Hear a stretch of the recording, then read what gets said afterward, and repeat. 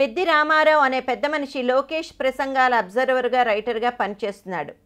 ఇంతకీ ఎవరబ్బా ఈయన? టీడీపీ క్యాంప్ ఆయన అంతగా నమ్ముతున్నదేంటి? ఏంటి ఈయన బ్యాక్గ్రౌండ్ అని కాస్త పాత సంగతులన్నీ తవ్వకాలు జరిపితే తెలిసింది ఏంటయ్యా అంటే, ఈయన తెలుగు సినిమా నటుడు రాజీవ్ కనకాలకు సొంత బావ, సోదరి భర్త, యాంకర్ సుమకు వరుసకు అన్నయ్య. అబ్బా, ఆమె ఆడబడుచు భర్త. పాప ఇంగ్లీష్ మీడియంలో చదివి లోకేష్ సరిగ్గా తెలుగును ఉచ్చరించలేకపోవడం, తడబడటం, తప్పులు పలకడం, అవి కాస్త సోషల్ మీడియాలో విమర్శకులకు, జోకులకు కారణం కావడం చూస్తూనే ఉన్నాం కదా.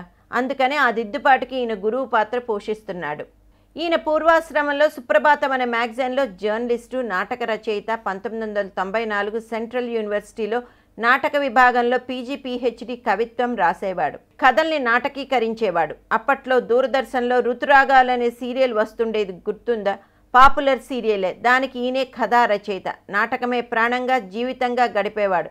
తెలుగు యూనివర్సిటీలో అసిస్టెంట్ ప్రొఫెసర్గా పనిచేస్తున్నప్పుడు ఎన్టీఆర్ ట్రస్ట్ పికప్ చేసింది. ఆయన సేవలను వాడుకోవడం ప్రారంభించింది. ఇప్పుడు లోకేష్కు మెళుకువలు నేర్పడమేం కర్మ. ఈయన 2009లో ఎన్టీఆర్ ప్రసంగాలకు సాయం చేసింది ఈయనే. So what? అన్ని పార్టీల్లోనూ ఇలాంటి స్క్రిప్ట్ రైటర్లు, భాషల్లో చిట్కాలు నేర్పేవాళ్ళు, ప్రసంగ రచయితలు, బ్యాక్ ఆఫీసర్ రైటర్లు, సబ్జెక్ట్ పాయింట్లు ప్రిపేర్ చేసేవాళ్ళు కామనే కదా. మరి ఈయన గురించి ఎందుకింత కథనం? భలేవారే. లోకేష్ భాషా ప్రసంగాలు బాగా చర్చనీయాంశం అవుతున్నప్పుడు మరి ఈ బ్యాక్ ఆఫీస్ ఏం చేస్తున్నది అనేది వార్త కాకుండా ఎలా పోతుంది అని ఇండస్ట్రీ వర్గాల అభిప్రాయం.